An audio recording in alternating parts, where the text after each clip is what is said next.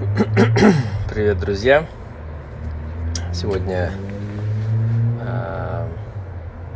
будем общаться с Робом Брауном.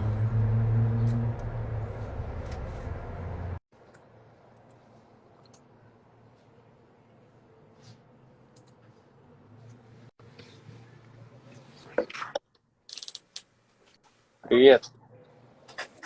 Привет! Ой, погоди, у меня наушники не подключены, оказывается.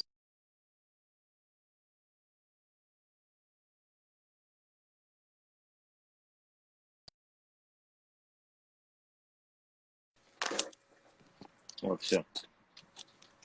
Как дела? Роб, как дела? Все хорошо сегодня утром. Рано очень. Но у меня есть кофе, поэтому все хорошо. Спасибо. Сколько времени у тебя сейчас? Ой, я забыл уже, может быть, 3-4 часа. Нет, 8. 8 часов с утра. 8 это лучше, чем 3. Ну, да. А ты где сейчас? Я сейчас в офисе. Рядом, может быть, на машине, может быть, 10 минут от мой дом. Очень удобно для меня. Очень тихо здесь сейчас. Потому что так рано. Все спят. Особенно в Америке сейчас. Ой-ой-ой. И что, там карантин у вас еще есть в Атланте? Еще что? Есть еще карантин? Да, очень серьезно, да. Ну, для меня и для нашей семьи, да, серьезно. Но у нас почти 6 миллионов людей. И, может быть, 70 или 75% думаем, что эта ситуация очень серьезна. 25% людей живут как обычно. Поэтому я вижу, в будущем у нас есть, может быть, маленький конфликт между людьми, которые сидят дома, и людьми, которые ходят на улицу. Поэтому, может быть, будет война здесь, в Америке, я не знаю. Коронавирусная война. Да. Ну, в смысле, карантин все еще действует. Угу. Карантин все еще есть. Да. Официальная, да. Ну, конечно, в Нью-Йорке там очень серьезно, в Калифорнии очень серьезно. Бостон тоже. Мы живем на юге, и здесь не летом сейчас, но больше и больше. Это не жарко здесь. Может быть, плюс 22, 23 для нас. Ну, как у нас также. Да, похоже. Неделю назад было еще, было еще холодно здесь, чем там, ты помнишь? Да. И ты был очень рад об этом, если правильно я помню. Но конечно. мне прохладно, мне нравится. Жарко, больше, чем 30, вообще я не хочу. Я хочу жить в Сибири. Но когда погода еще теплая, мы думаем, что, может быть, все будет лучше. Посмотрим. Но в Калифорнии сейчас это нереально, потому что там, может быть, плюс 25, плюс 30, но у них есть очень серьезная проблема. Но тоже проблема там в Лос-Анджелесе, потому что много людей из всего мира. И каждая группа людей думает разные. У них есть разные перспективы про карантин, про коронавирус. Поэтому еще это не война, я не должен сказать война, это просто конфликт сейчас, потому что мой перспектив, это мой перспектив, и твой перспектив, это твой перспектив, и может быть между нами, где истина живет, я не знаю. Золотой, да. Как по-русски золотой? Золотая середина. Да. Ну, расскажи немножко, наверное, пока еще чуть-чуть по-русски поговорим. Тебе как вообще по-русски нормально? Как удобно для тебя, если я не понимаю, я буду сказать, пожалуйста, медленно говори. Но тоже я говорю по-английски, поэтому если мы можем по-английски, тоже это удобно. Ну, я думаю, просто, знаешь, чуть-чуть по-русски чуть-чуть еще поговорим, потом на английский переключимся. Окей. Тоже, знаешь, на самом деле, зачем по-русски я хочу, чтобы мы маленько поговорили, чтобы люди, кто многие же смущаются, там, стесняются, там, говорят, вот я ошибки делаю, там, у меня произношение, там, не как у BBC, там, не как у Трампа или у кого, а Обамы, там, ну, в общем. И люди, да, стесняются, и поэтому вот они тебя послушают, что ты свободно общаешься по-русски и делаешь ошибки, никаких проблем нет, то есть все тебя понимают, вот, и это вот больше для этого. Да. Потому что ты вот, ну, немножко расскажи, ну, ты из России уехал, когда уже, лет 10, сколько прошло? Но я жил там постоянно до 2005 году. 15 лет, да? Да, Вот ты да, да. уехал 15 лет назад, ну, понятно, что у тебя все равно общение с русскими сохранилось, с друзьями, но тем не менее, вот 15 лет прошло, ты нормально говоришь, в принципе. Ну, у меня есть много практики, потому что у меня есть много русских друзей здесь и там в Томске тоже, которые очень часто путешествуют из Томска до Атланта.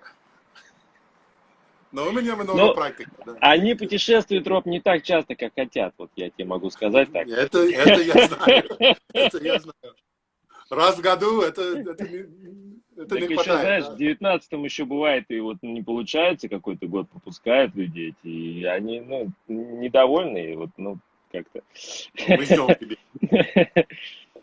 Ну, Но я расскажи. чувствую, честно, по языку, я чувствую себя как мой уровень не растил. Где я был 15 лет, не 15 лет, где я был, может быть, лет 7 или 8 назад, это где я живу сейчас на русском языке. И я тоже думал, лет 20 назад, я был очень стесняется тоже, если у меня есть много ошибок, ну, люди будут смеяться или думать, что я дурак. Ну, я дурак, это видно, это не проблема. Но сейчас мое желание, мой цель, я хочу строить отношения вместе с людьми. И для меня самый лучший вариант для этого, ну, говори, пообщаться вместе. И если я честный человек, если я не говорю очень хорошо, ну, ладно, я просто хочу говорить с тобой. Я хочу, чтобы мы понимаем друг друга. И если я могу говорить по-русски лучше, чем ты говоришь по-английски, ладно, мы можем говорить по-русски. Ну, наоборот тоже. И для меня, мне не 30, сколько мне? 51. И, 30 это как бы 30-50, там разницы нет. 30-50, да. Какая разница, да. Но я старый уже, я забыл очень много. Не, давно назад, когда мне было 30 лет, я думал, когда я знал русский язык 100%, без ошибок, тогда я буду говорить. И вот, я буду готов. И лет, может быть, 10-15 назад я понял, если я хочу говорить хорошо, я должен начинать, где я встаю сейчас. И если я здесь, ну ладно, говори. И, конечно, как все слышат сейчас, у меня много ошибок. Но для меня, как ты сказал, в принципе, вы умеете понимать меня. Если это правда, ладно, да. Ну, расскажи немного про, вот, по-русски еще чуть-чуть про твой опыт в России вообще. Где ты жил, что делал? Так, первый раз в России был в 92 году. Совсем другой мир. И я получил приглашение из университета в городе Барнаул, ну, тоже в Сибири. И это долго история. Но я был там преподаватель для 1 год. И тоже я там помогал начинать или строить, извините, кофе очень сильный сегодня. Тоже я помогал начинать там церковь в городе Барнаул. Но мой главный цель первый год был в университете. И это было очень интересное время для меня. К сожалению, мне было только 24 тогда. Я не был серьезный студент на русском языке, потому что все рядом мне хотели говорить по-английски. Да. Поэтому я чувствую себя, как я был как сказать, скромный мне нужно быть. Я был очень популярный человек, потому что я говорил по-английски. Но все на улице, в магазине, в Реноке, везде на транспорте я говорил по-английски. И через 2 года я понял, ой, у меня есть проблема. Я был здесь уже 2 года, и я говорю по-английски так хорошо. Ну, по-русски я как собака. Может быть, я не как собака, я не понимаю ничего. Ну, я знаю, как спрашивать, ну, где туалет, и меня зовут Роб, и дальше, и дальше. Поэтому через это время я понял, ой, если я хочу быть здесь, если я хочу строить отношения между людьми, ну, мне нужно говорить, мне нужно быть еще серьезно про язык. И мой 3-й год там я начал изучать, можно сказать, не очень серьезно, но еще серьезно, чем раньше, быть честно. И после этого я вернулся в Америке, и 2 года здесь я изучал, и тоже я, I always mess this up. Я женился, да? Да, молодец. Вот, ура. I always say it like I'm a woman.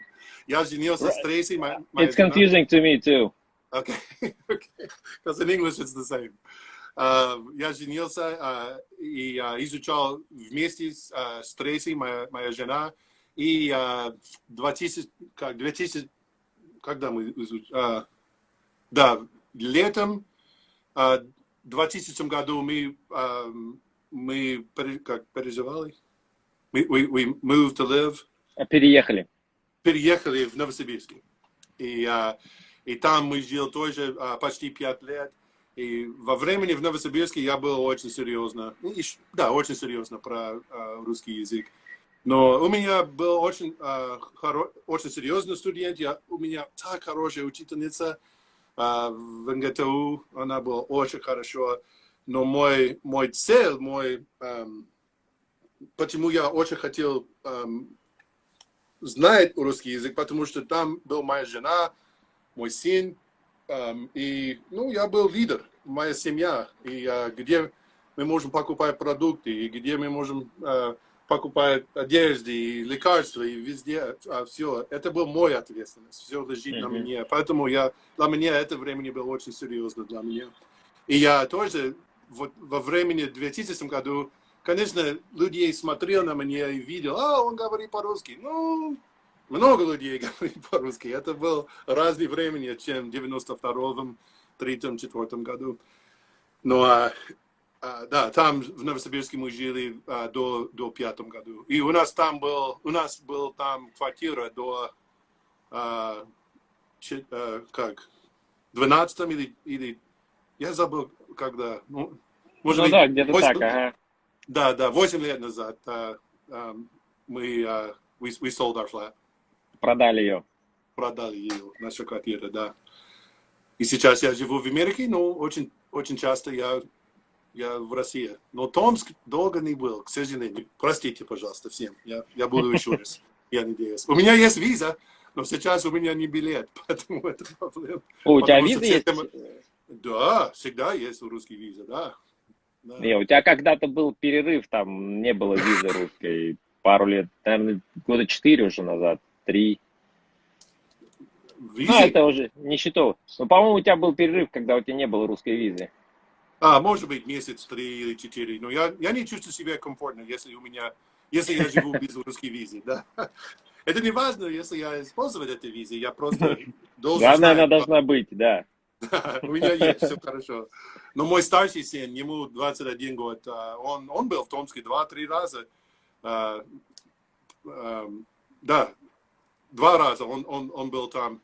И 3 года назад и 4 лет назад. И мой старший сын, он американец по документам, но его сердце 90% русский. Да, он очень комфортно там. И он изучает русский язык в университете и в школе тоже. Но он стесняется очень. Если он говорит, когда он слышит меня говорить по-русски, он почти плакал всегда. Он, папа, ужас.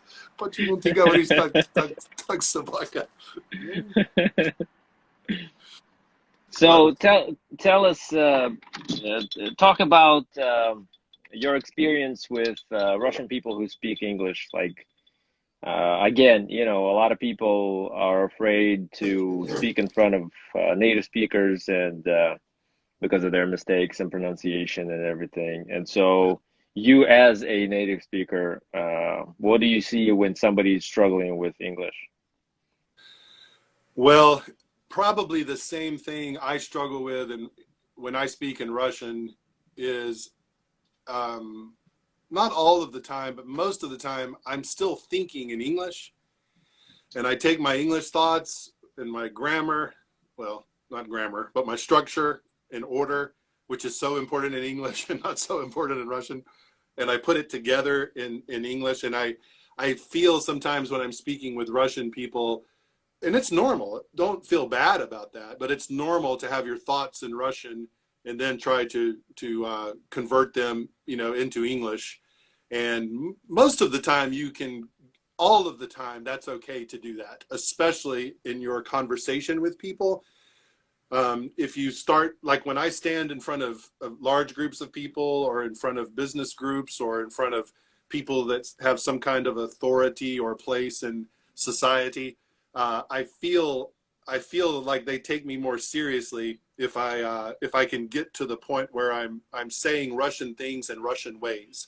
My pronunciation may be bad, my grammar may be terrible, but at least they can tell I'm organizing my thoughts in a Russian way. So that is where I know an English speaker, a Russian person who is speaking English, has reached a higher level of proficiency and knowledge and confidence when they start to say things in an English way. And there's no easy way to do that. There's no app you can download for that. There is no shortcut. You know, there's no way to make that journey fast other than hard work and having a great teacher at a great school like Open English. So that helps. There are some funny things that my coworkers and I that used to live and work in Russia together, and my wife also, and my family, we have some funny experiences when we hear Russians speak English. And please know, we will never, ever, ever embarrass someone or tell someone you're making a mistake. Even if you ask us to tell you, am I making a mistake? We might still not tell you. We will if we can help you, but we want you to treat us the same way we treat you. So we're going to treat you with kindness and with patience and with understanding. And we would never laugh about this in front of a Russian friend when they're speaking. But there are some things that if you ask any American who has spent any time in Russia, there's a few things that they'll kind of laugh at. And not laugh at the person, but just it's the difficulty of the language. One has to do with pronunciation. One of the most difficult words for a Russian or any Slavic person, I think, to pronounce in English is the word worthy. Because it takes the w, which can be kind of hard in Russian. It takes the which, you know, English has Russian has u. And it took me forever to learn and it's still taking a lot of Russians a long time to learn It's hard to make your mouth do that. And then the sound the, which is different. So worthy, the word dostoin, puts all three of those sounds together. And we have heard verdi, we have heard wordy, we've heard worvy, and we've heard worry. And it's like most pronounce. They can Sorry, that pronounce was an incoming call. That's okay.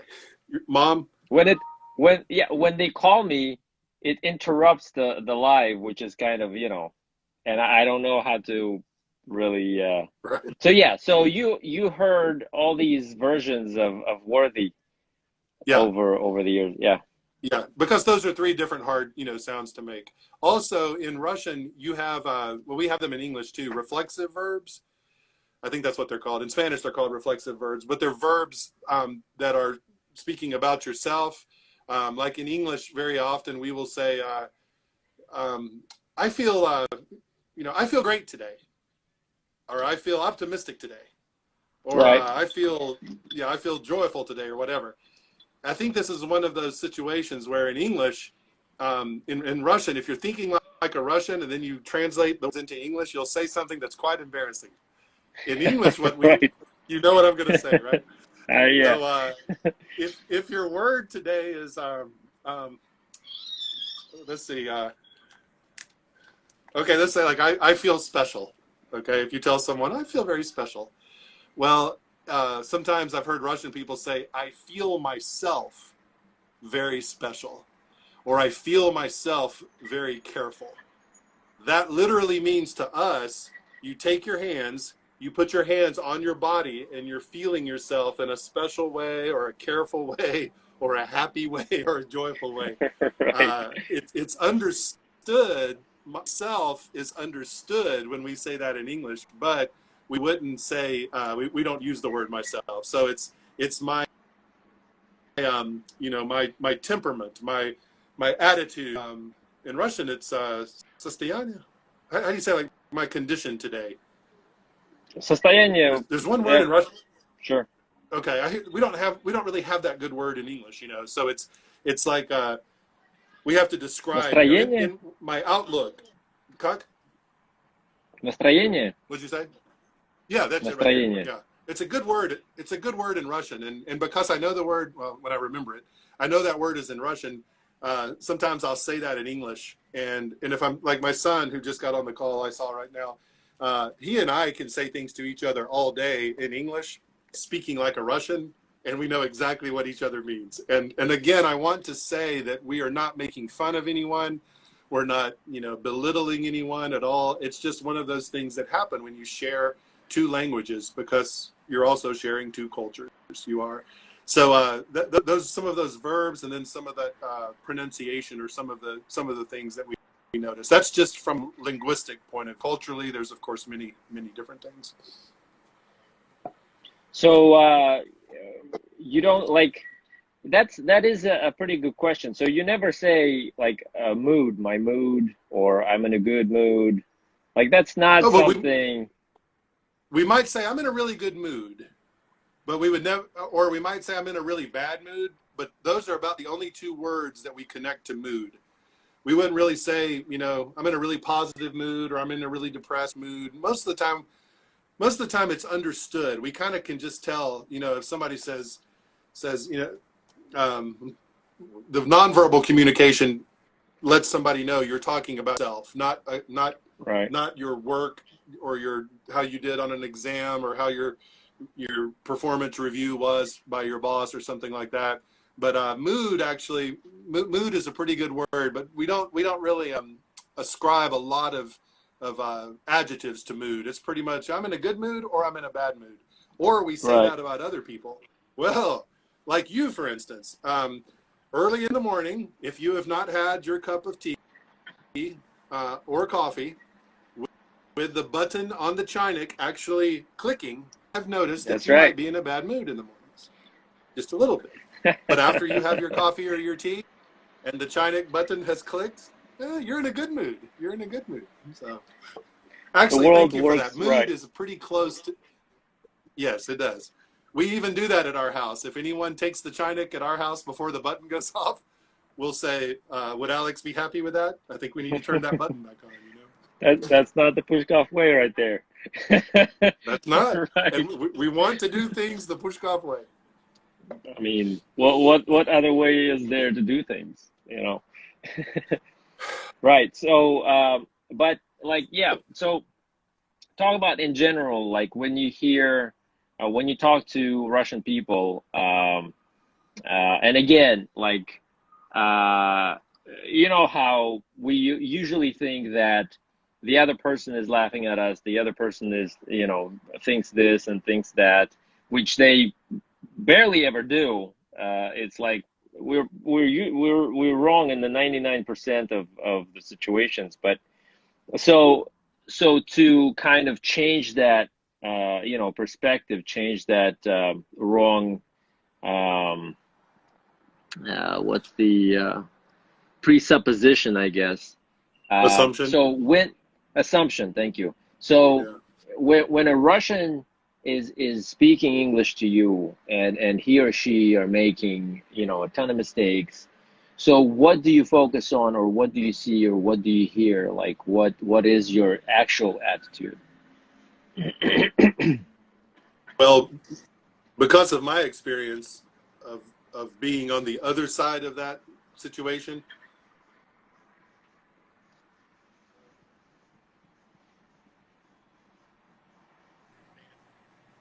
because so students, maybe a first year or second year or low level student is speaking to me, I'm going to hear somebody trying very hard. I'm going to hear someone who is willing to risk their, their what I think about them, or risk their how they look to me. And I'm going to be a great listener. I really am. And listening to Russians speak English very, very, very, very well, and very, very, very, very poorly for 30 years. So I have a good ear. I can translate just about any bad English into good English. Now, that's not true with everybody. As I travel in other parts of the world now, I go to Africa sometimes now, where people speak English from the third class on. They're taught English starting in the third class all the way through adulthood. I can't understand anything they're saying. It's not exactly British English. It's what I call colonial English. And the Brits came to these countries and they established colonialism, and then they taught their language, but then the language was kind of changed and shaded and developed into something else. So even when I hear them speak English, sometimes I'm asking myself, what did they just say? But in Russian, I have a lot of experience. So I don't think I'm the typical person. For someone, I can say, as I've introduced Russian friends, not you, because when I introduce you to people, they think you're from Tennessee or Florida or Texas or something like that, including my wife, if I remember correctly. The first time she met you, she said, oh, finally, there's another American here. Where are you from? But when I've had Russian friends that I introduced to my friends here who have never heard a Slavic accent before or met a Slavic person before, initially, it is, unless the speaker is really good, it is difficult for them to understand, just because it's an accent that they haven't heard before. But one of my things that I enjoy doing, if I'm speaking to someone who doesn't speak very well, I will let them know immediately to not be nervous. You know how big I am, and I mean, I'm a very large person, and I can be very intimidating. I can seem very aggressive, but I'm not, at all. So I let that person know, hey, it's okay, calm, and I didn't understand, but maybe try another way. And that's what I do many times when I'm speaking to people in Russian. I'll say something that I think was 100% аккуратно, все ясно. And then that babushka will look at me like, so then I realize, oh, I've got to back up, and I still want to go there, but I'm going to have to go this way now, or I'm going to have to go this way. So I try to tell people, I did understand this, but I did not understand this. Try again. And that is another, for your students, that is another level that when they get to the place where they can think of multiple ways to communicate the same idea, then they're really starting to grow in their language ability then. But for me personally, Rob Browne, living in Atlanta, Georgia, if you come to me in your second language or your third language or your fourth language and you speak to me, you're going to have a great listener.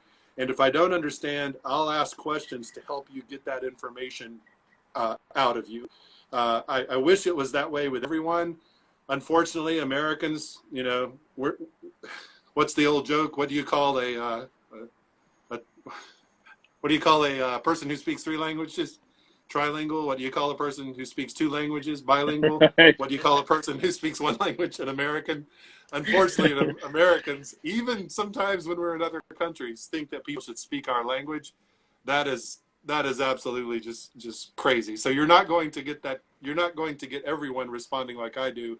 But I think I'm a good person to practice your language with. When I lived in Novosibirsk, I am not a language teacher. I'm not. I am a carrier. I think your advertisement for this actually said that. So I never advertised myself as a teacher. I never promoted anything that I could help people with as education, but I said I can give you practice. I can give you really interesting practice.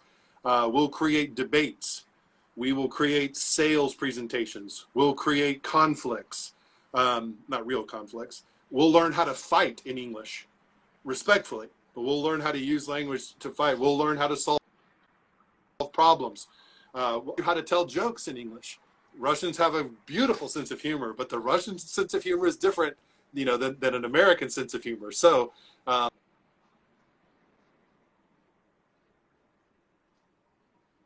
might not think our jokes are fun. Try to, you know, help you tell jokes in English.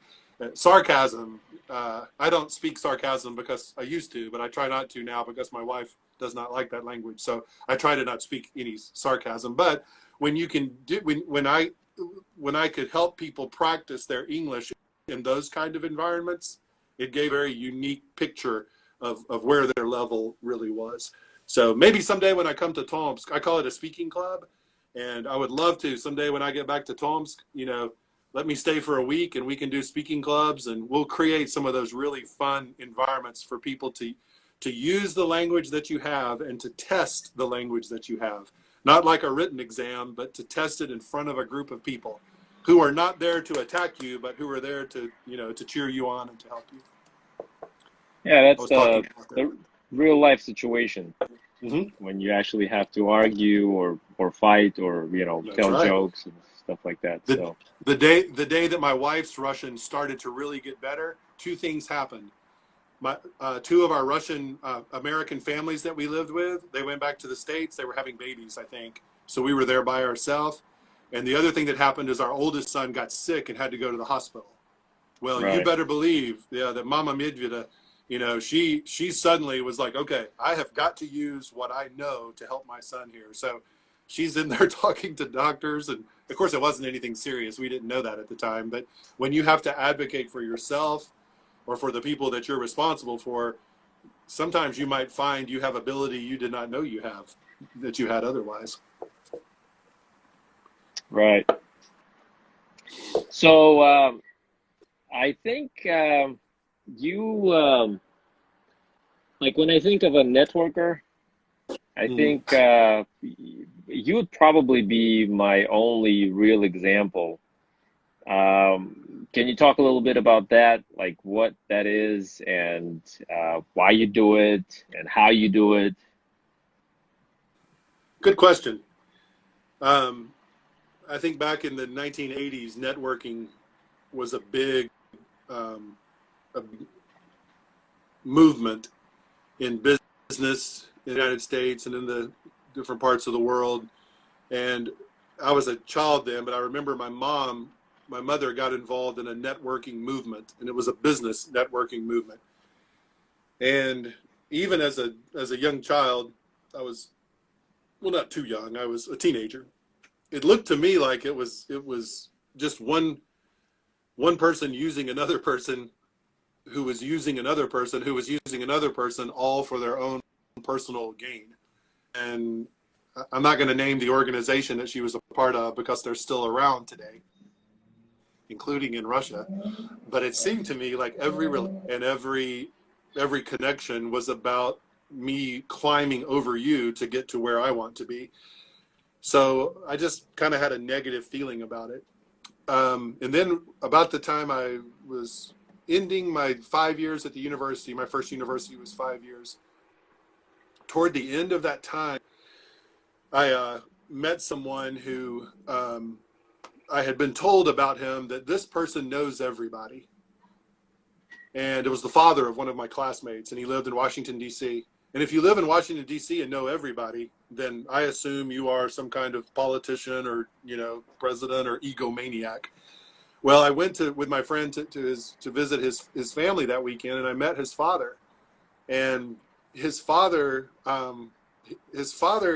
over the weekend, Friday and Saturday and Sunday, his father just asked a lot of questions. I mean, he didn't say anything about himself. He was curious about my studies at the university. I was a basketball player at the university. I had already decided at that time to move overseas. I was planning to go to Latin America at that time to live and to work. So he was interested in that. And he never talked about himself. But at the end of the weekend, it was on Sunday afternoon, we were flying actually back to where my university was. he handed me an envelope with just a note in it. And he said, read that on the airplane. You don't have to read it right now. And I said, okay. So when I got on the airplane, I opened it up. All that was in it was, Rob, it was a pleasure to meet you this weekend. In the future, I look forward to adding you to this list. Sincerely, Graham. And below that, he said, he listed 5 or 6 names of people he knew that were working in Latin America, people he knew that had graduated, that had finished the same university that I had finished, people he knew that lived in my home city, and people who he knew that he just thought maybe me meeting them would be an encouragement to me. It wouldn't guarantee anything for me. It wouldn't guarantee a job or money or anything. But he thought, I think Rob will be encouraged and he'll be helped and he'll be blessed by meeting this person that I know. And the thing that really honored me is the second sentence on that piece of paper was, I hope in the future I can add you to this list, meaning, Rob, someday I'm going to meet someone and I'm going to say, you know what? You need to meet Rob Browne. Not because Rob Browne's that great, but you'll be encouraged by him. Or maybe Rob will know someone that you need to know. And that was 34 years ago, 30, I forget, I'm old. It was at the end of the university, almost 30 years ago, 27 years ago.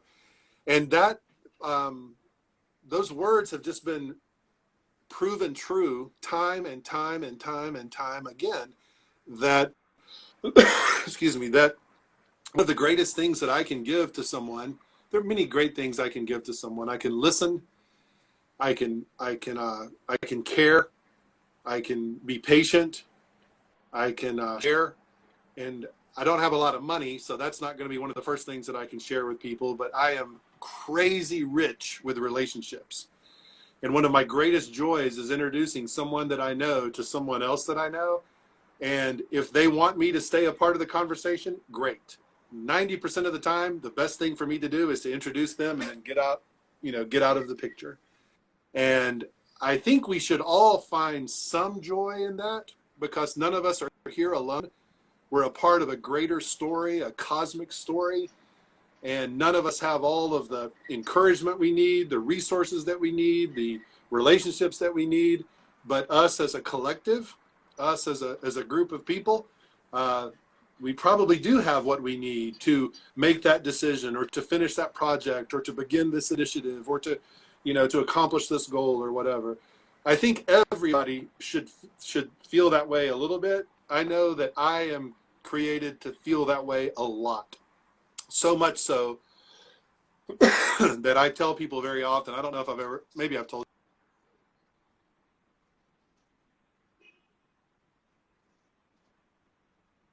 the time to get to know me, then that's okay. But if you'll take the time to get to know me, the real excitement is you'll also get to know the people that I know. And that's where the fun begins, because I know some great people.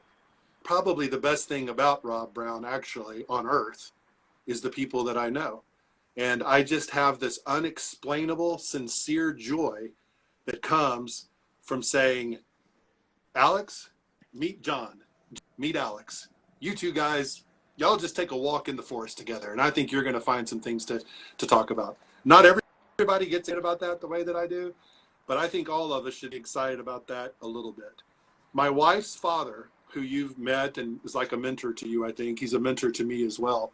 He's been to Tomske since I've been to Tomske, actually. My goodness, everybody's been to Tomske since I've been to Tomske. I like to describe him as this, and it's true.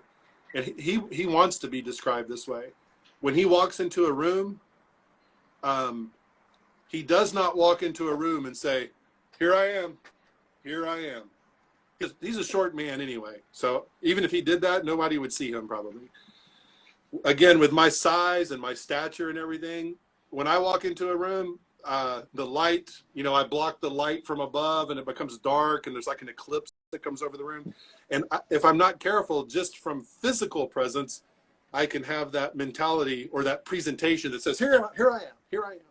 But Tracy's dad, my father-in-law, when he walks into a room, he has the act of, there you are. There you are. And he likes to actually come into a room and make contact with someone and go straight to them and make them the focus of the conversation instead of him being the focus. And that's what I like to do in relationship building. Not here I am and here's what I know and here's things that I've accomplished. But as I listen to you, my mind is already working. Who do I know that could be a blessing to you, a strategic connection to you, an encouragement to you, maybe even someone that helps you in some ways that aren't comfortable, but that are, important. Right. I don't spend a lot of time connecting. There are some people that I think are better probably for someone else to connect with them than me. I have some pretty strict boundaries in my life about the people that I'm going to go spend time with. And sometimes it might be better for me to connect my wife with them, especially to other ladies, than for me, to be that strategic connection. But it's just one of those things that I think I know God created me this way. And then I've tried for the last 30 years to really take that and develop it further and further so that it is true that knowing me is, it's okay.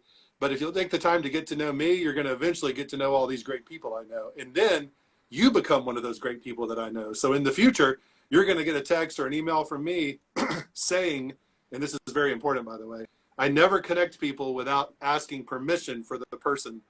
Hey, I've met someone today at a coffee meeting. They are interested in this and this and this. Do I have your permission to connect them? And I think that's important for two reasons. Number one, it kind of gives a warning to the person that's not expecting anything. Hey, you're going to get a text from somebody, or I'm going to introduce you over email or text. But also, and this is, I think, just as important, it makes the person that's being connected, it helps them understand that they're not bothering the person that they're going to be connected with. That person has already said, yeah, I'd love to talk to them. Have them give me a call, or have them, shoot me an email or or whatever. So that's fair to both people, because that way, when they do get connected, they already know what it's about, and then they can decide how to move forward with that. But that just comes back to respecting both people that are a part of that situation. And the great thing is, Alex, this works in Russia, this works in Belarus, this works in Lithuania, this works in Lebanon, this works in Zambia, Zimbabwe, the United States. I'm doing this all the time. And I like to say that I was Facebook before there was Facebook. But obviously Facebook organizes itself a little better than I do, and it has much more capacity than I do. But a bigger reach, yeah. Definitely. But I think I'm more trustworthy than Facebook is, because as soon as you have a conversation with me, I forget what you said. I don't write it down and store it and hide it on my computer. But I think everybody should be that way. If I can't help you, if I can't encourage you, well, who do I know that might be able to? But I just know for me, it's not just being that way a little bit, it's being that way all day, every day. That's one of my great joys. And I hope for the rest of my days on earth that I get even better at being that. It's not really, I don't use the word networker. Russians know the word engineer, of course, as do we here. I have created a word. I am a connectioneer. I am a connectioneer. And really, what I'm connecting is, I'm not connecting people, I'm connecting stories. This is your story. I know someone who has a similar story. So I'd like to connect you guys and see if you can understand each other's story and help each other's story go on. So connectioneering stories is actually two words that I went through a training last year at our church. And at the end of that training, you end up with these two words that really describe your life passion. In mine, I'm a connectioneer, and I connect stories together. So it's a lot of fun. It really is. Try it sometime. That does sound interesting, and I guess with me it's more about, and what you do is actually along those same lines. But with me, it's more about what is the potential that I see in a person that I meet, and how can I push him push him to actually uncover it and use it and tap into it, and not let it just rot. One of my favorite I guess, I don't know if it's a saying or an idea, is that graveyard is full of potential. That's Like right. I think it's somebody, I stole it from somebody and I've That's okay. forgotten. So this Yeah. this phrase, this idea, this concept belongs to somebody else. But the biggest storage of potential is a graveyard. Very And true. that for me, that's the most one of the most painful things, is to see some great potential go to waste and be, Right. used in a very minor way, or abused or completely forgotten. And so that's more of my focus. I don't. Yeah. This is just not what I naturally think about, is how to connect to people. But like, okay, I see you. How can you be more of who you are, instead of just somebody else's vision of you, somebody else's understanding of you, or Absolutely. misunderstanding of you. So Yeah. that's more That's of the good. way I'm Well, geared. would you say you are more of are you a motivator or an inspirer? Do you inspire? Is your goal to inspire people or to motivate people?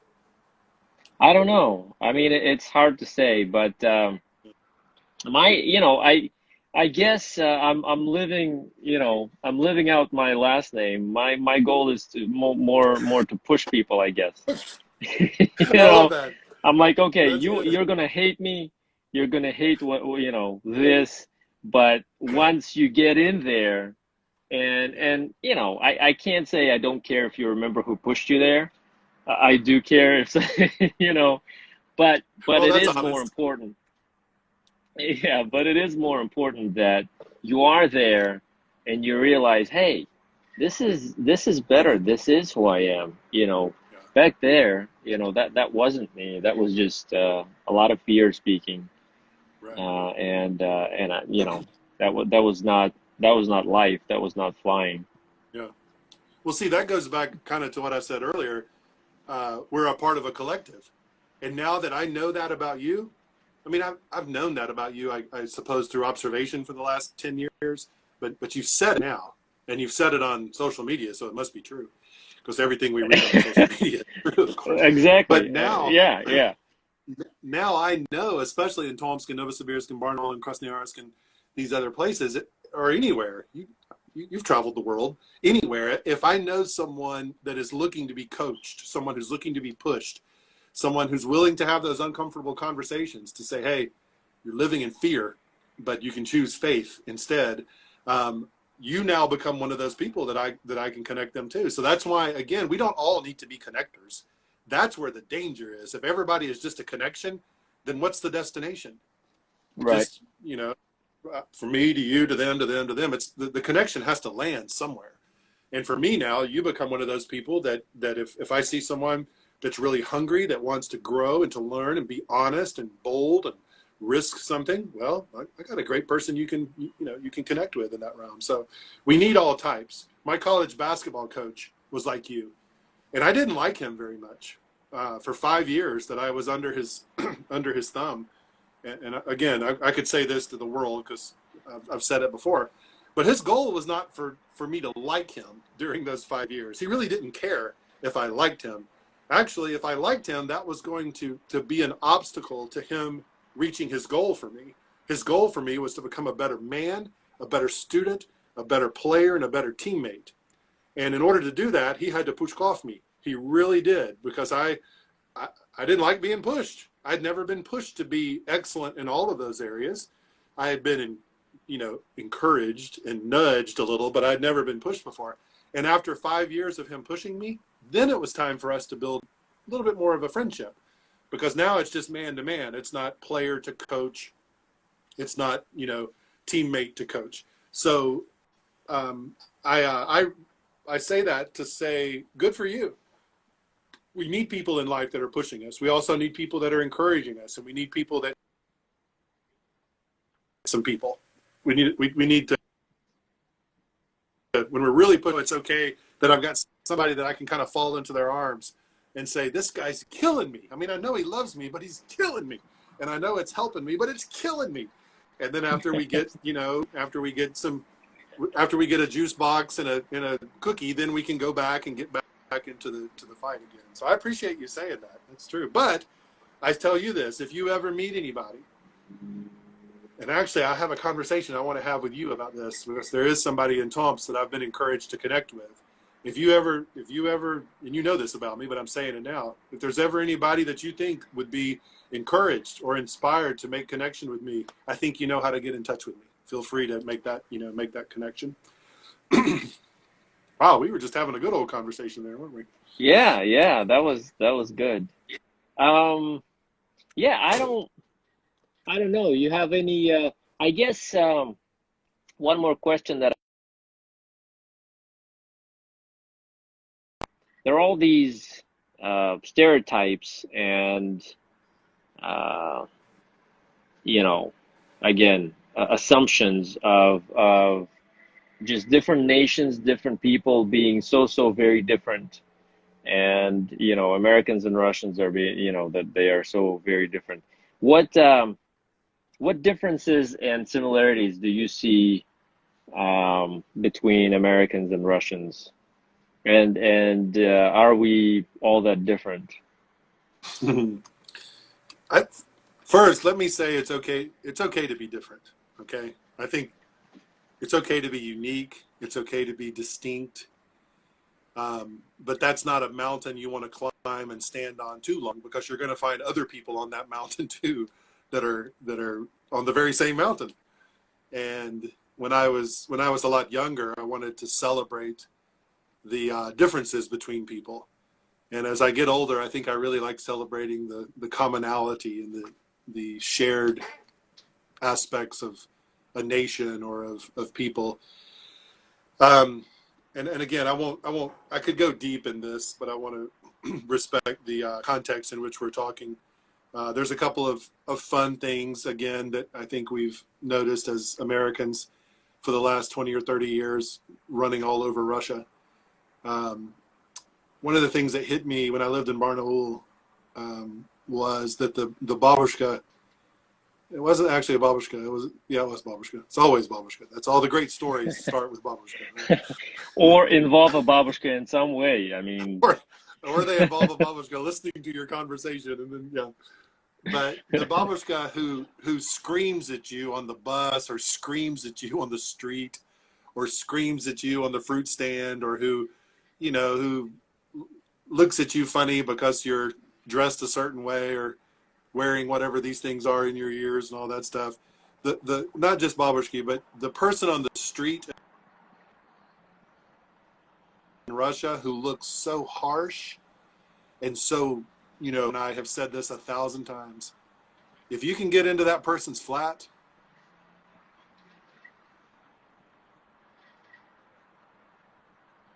tea together, and hopefully blini together also, suddenly that harsh person becomes the most hospitable, warm, kind individual that you may have ever met.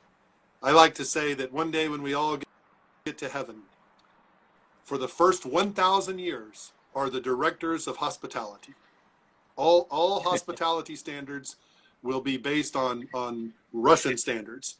And I don't even know how that's going to work in heaven, but I would just like to suggest that all Russians get to lead us in hospitality for the first 1,000 years. And then after that, the rest of us can try a little bit too. But extremely hospitable people, and Russians are not into facades. That's one of the things my family loves now, is not judging anything we see or hear or experience about Russia just on the surface. It's deeper than that. And if you take the time to get behind the face that you see on the street or on public transportation, you're going to 95% of the time, maybe even more, you're going to find warmth, curiosity, amazing hospitality, and really a desire to explore, to ask questions. Some of the questions Russians ask me, it's not as bad now, but in the 90s, how much money do you have? That was a great question. I used to love it when they would, ask me that, or like, how big is your house, or things like that. And it was just curious. It wasn't anything malicious. I think it was just curious. But I I think the opposite, sometimes we talk about this, in the States, for an American on the street, our default setting is, kind of a fake smile. And maybe we're happy, maybe we mean it, or maybe it's just a default setting, like on your computer, and sometimes we smile and we absolutely don't mean it. Sometimes we smile and we absolutely do mean it. But to an outsider, to a cultural outsider, they might not know. I know I smiled at everybody in Russia for the first year or so. And after a while, I only had one positive experience. I smiled at a grandmother on a bus in Barnaul, and she smiled back. And a Russian friend was sitting beside me. She said, "I've lived in Russia for 23 years, and I've never seen that happen before." I said, "Well, I'm an ambassador of smiling, dude." But I found out after a few years of smiling and nobody smiling back, I kind of said, maybe it's not that big a deal, really. Maybe whether you smile on the street isn't the most important thing. But if I take the time to get to know you, I'll understand there's something behind that I don't want to say a mask, but that facade. There's something behind that facade. So the old stereotype of Russians don't smile, and then that's all that Americans do is smile. There may be some truth to that, but neither one of those are clear statements about how that person feels about themselves or the day or the weather or you or anyone else. Also, and again, Russian hospitality. I've experienced hospitality in a lot of places around the world. And in my book and in my family's experience, Russian hospitality is at the top of the list. Really, really is. I also, we like to kind of, if we laugh, we do it because we love. We appreciate it because we've lived there and we kind of understand some things. But and it's interesting that we're talking about this during this crazy coronavirus thing, but it's always been challenging for me to do strategic planning with Russians. Let's talk about 3 years from now. And that's a very American thing. Who knows to do. what will happen? We don't knows? know. Right. I don't know tomorrow. You want to talk about 3 years from now? Yeah, and that has been really frustrating. Hey, good looking. That has been really frustrating through the years. Rob says hi again.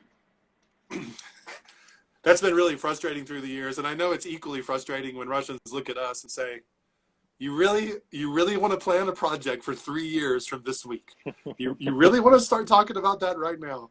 And yes, we do, because until the last 9 weeks, we lived in a world where we could, make those kind of plans and have that kind of security.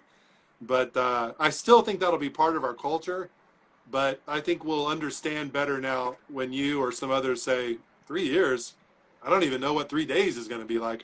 I think we now have a little bit more of a common shared experience to say, yeah, we might not, maybe we just need to talk about, next month. Let's not talk about, 3 years from now. But in some of our projects that we've done together, and I know you've been a part of those conversations, it's been frustrating for both sides because one of us wants to look far into the future with confidence.